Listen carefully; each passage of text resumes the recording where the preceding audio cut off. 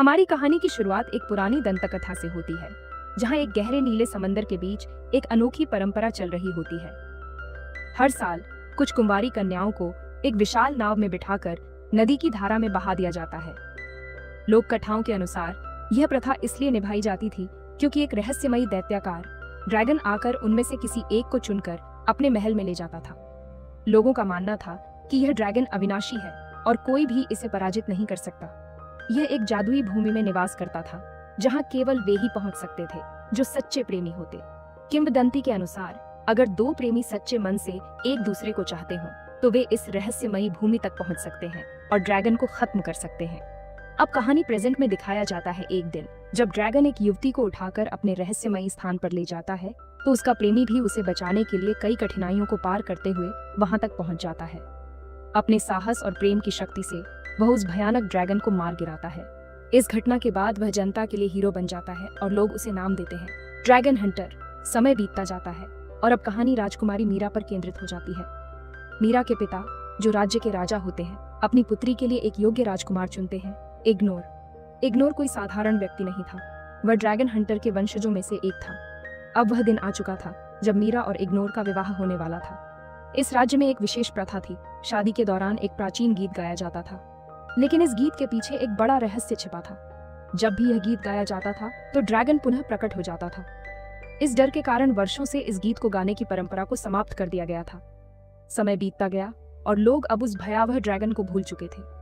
यह मान लिया गया था कि वह हमेशा के लिए खत्म हो चुका है। ऐसे में लोग पुरानी परंपराओं को फिर से अपनाने लगे और वर्षों बाद शादी के अवसर पर वही प्राचीन गीत गाने लगे जो कभी निषिद्ध था। लेकिन जैसे ही वह गीत गाया गया, चारों ओर भय और हलचल मच गई। अचानक आसमान काले बादलों से घिर गया और उसी क्षण वह राक्षसी ड्रैगन फिर से प्रकट हो गया। सब लोग आश्चर्य और भय से कांप उठे। आखिर ड्रैगन फिर से कैसे जीवित हो सकता है? ड्रैगन ने राजकुमारी मीरा को अपने पंजों में पकड़ लिया और तेज गति से उड़ते हुए उसे अपने जादुई टापू पर ले गया। यह देखकर पूरा राज्य स्तब्ध रह गया। किसी को समझ नहीं आ रहा था कि यह सब कैसे हुआ। मीरा ने खुद को एक मजबूत लोहे के पिंजरे में कैद पाया। उसने कई बार भागने की कोशिश की, लेकिन हर बार विफल रही। इस टापू पर सिर्फ ड्रैगन ही नहीं, बल्कि उसका एक भयानक साथी भी मौजूद था, एक रंगून नामक विशालकाय राक्षस। जब भी मीरा भागने की कोशिश करती, वह राक्षस उस पर हमला कर देता। एक दिन अचानक किसी अजीब सी आवाज के कारण रंगून वहां से चला जाता। यह देखकर मीरा को एक मौका मिला और उसने बाहर निकलने का प्रयास किया। तभी उसे बगल के पिंजरे में एक युवक दिखाई दिया। मीरा तुरंत उसके पास गई और पूछा, तुम कौन हो? युवक ने धीरे से कहा, मुझे मेरा नाम याद नहीं। मीरा ने मुस्कुराते हुए कहा, तो मैं तुम्हें अरमान बुलाऊंगी। मीरा ने अरमान से कहा, मैं यहाँ ज्यादा समय तक नहीं रह सकती, मुझे यहाँ से निकलना होगा। अरमान ने जवाब दिया, शायद तुम्हारे प्रेमी को तुम्हारी तलाश होगी और वह यहाँ तक जरूर पहुंचेगा। मीरा यह सुनकर सोच में पड़ गई। तभी ड्रैगन की भयंकर गर्जना गूंज उठी और मीरा डर के मारे कांप गई। कुछ देर बाद जब मीरा ने ड्रैगन की ओर देखा तो वह वहां से जा चुका था, लेकिन इस बार अरमान भी अचानक गायब हो गया। मीरा उसे पूरे टापू पर ढूंढने लगी, लेकिन वह कहीं नहीं मिला। मीरा को शक हुआ कि ड्रैगन ने उसे मार दिया। अचानक ड्रैगन फिर से प्रकट हुआ और मीरा पर हमला करने के लिए आगे बढ़ा। डर के बावजूद मीरा ने हिम्मत नहीं हारी। वह तेजी से एक पहाड़ी की ओट में छुप गई और फिर एक गुप्त गुफा के रास्ते से बाहर निकलने की कोशिश करने लगी। लेकिन तभी ड्रैगन का वफादार रंगून वहां आ पहुंचा। मीरा उसे देखकर डर से जड़ हो गई, लेकिन इस बार कोई और भी वहां पहुंच चुका था। अरमान वापस आ गया था। अरमान ने रंगून को देखकर शांत भाव से कुछ कहा और आश्चर्यजनक रूप से रंगून ने उनका रास्ता छोड़ दिया। मीरा अब अरमान को शक की नजरों से देखने लगी। उसे यह समझ नहीं आ रहा था कि रेगोन ने अरमान की बात क्यों मानी। क्या अरमान भी उसी ड्रैगन का कोई साथी है? इसी उधेड़बुन में मीरा एक पहाड़ी के किनारे खड़ी थी, लेकिन तभी उसका पैर फिसल गया और वह तेजी से नीचे गिरने लगी। अरमान ने बिना किसी संकोच के छलांग लगा दी और उसे बचाने के लिए आगे बढ़ा, लेकिन तभी कुछ अजीब होने लगा।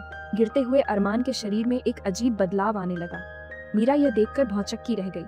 अरमान धीरे धीरे एक ड्रैगन में बदल रहा था।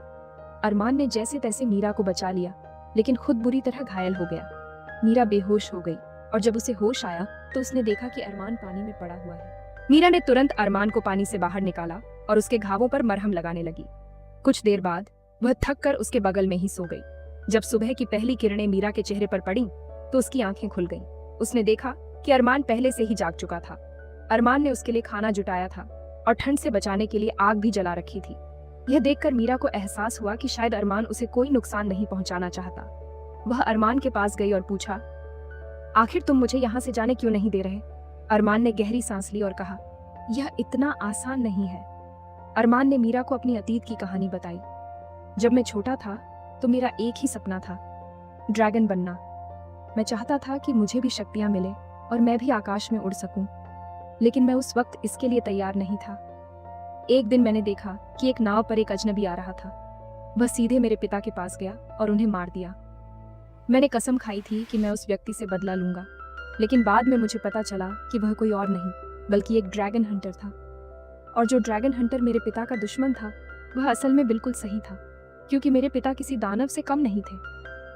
अरमान ने गहरी सांस लेते हुए कहा, मैं अपने पिता की तरह किसी को नुकसान नहीं पहुंचाना चाहता। फिर उसने मीरा को अपनी कहानी बताई। जब एक ड्रैगन पूरी तरह परिपक्व होता है तो उसे एक खास प्रक्रिया से गुजरना पड़ता है, लेकिन मैं एक अनोखे बदलाव से गुजर रहा था जो किसी आम ड्रैगन के साथ नहीं होता। इस वजह से मैं खुद को बाकी सबसे अलग महसूस करता था। मैं इसी अजीब स्थिति में जी रहा था, लेकिन जिस दिन तुम्हारे शहर वालों ने वह विशेष गीत गाया जिससे ड्रैगन जाग उठते हैं, मैं खुद को रोक नहीं सका। और यही वजह थी कि तुम यहाँ आ गई। मीरा ने अरमान की ओर देखा और कहा, तुम जितने अच्छे हो उतनी ही जल्दी ठीक भी हो जाओगे। इसके बाद दोनों मिलकर इस जादुई टापू को एक खूबसूरत जगह बनाने लगे। लेकिन एक दिन अरमान की नज़र एक नाव पर पड़ी। ये मीरा की बनाई हुई थी। उसे समझ आ गया कि मीरा यहाँ से भागना चाहती थी। अरमान ने मीरा के पास आकर कहा, अगर तुम्हें जाना है तो देर मत करो। मैं जानता हूँ कि तुम यहाँ ज्यादा देर नहीं रुक सकती। मीरा ने भर आई आंखों से अरमान को देखा और नाव में बैठकर वहां से चली गई। जब मीरा अपने राज्य पहुंची तो सबने उसका भव्य स्वागत किया। उसके पिता बहुत खुश हुए और उसी दिन से मीरा और इग्नोर की शादी की तैयारियां शुरू हो गईं। राज्य की परंपरा के अनुसार मीरा को नाव में लिटाकर पानी में बहाया गया और इग्नोर उसे अपनी ओर खींचने वाला था। लेकिन तभी मीरा को एहसास हुआ कि वह इग्नोर से नहीं बल्कि अरमान से प्यार करने लगी है। अचानक मीरा नाव में से उठ खड़ी हुई और चिल्लाई, मुझे ड्रैगन से प्यार है। दूसरी ओर अरमान पहाड़ की ऊंचाई से नीचे गिर रहा था, क्योंकि वह भी मीरा को याद कर रहा था। मीरा ने झट से वही गीत गाना शुरू किया जिससे ड्रैगन को बुलाया जाता था। राजमहल के लोग कुछ कर पाते उससे पहले ही ड्रैगन तेजी से उड़ता हुआ वहां पहुंचा। अरमान ने मीरा को अपनी बाहों में उठा लिया और आसमान में उड़ चला। जब अरमान मीरा को अपनी जादुई दुनिया में लेकर आया तो मीरा मुस्कुराई और बोली, मुझे अब तुमसे डर नहीं लगता, बल्कि मुझे तुमसे प्यार हो गया है। ये सुनकर अरमान चौंक गया और धीरे धीरे उसने अपना सिर झुकाकर मीरा की गोद में रख दिया। इसके बाद दोनों ने मिलकर अपनी दुनिया बसाई। कुछ सालों बाद उनकी एक प्यारी सी बेटी हुई और वही रैकून अब उनकी बेटी की देखभाल करता था। कई बार अरमान ड्रैगन का रूप लेकर मीरा को आसमान में उड़ने का आनंद देता और इसी के साथ मीरा और अरमान की प्रेम कहानी हमेशा के लिए अमर हो गई।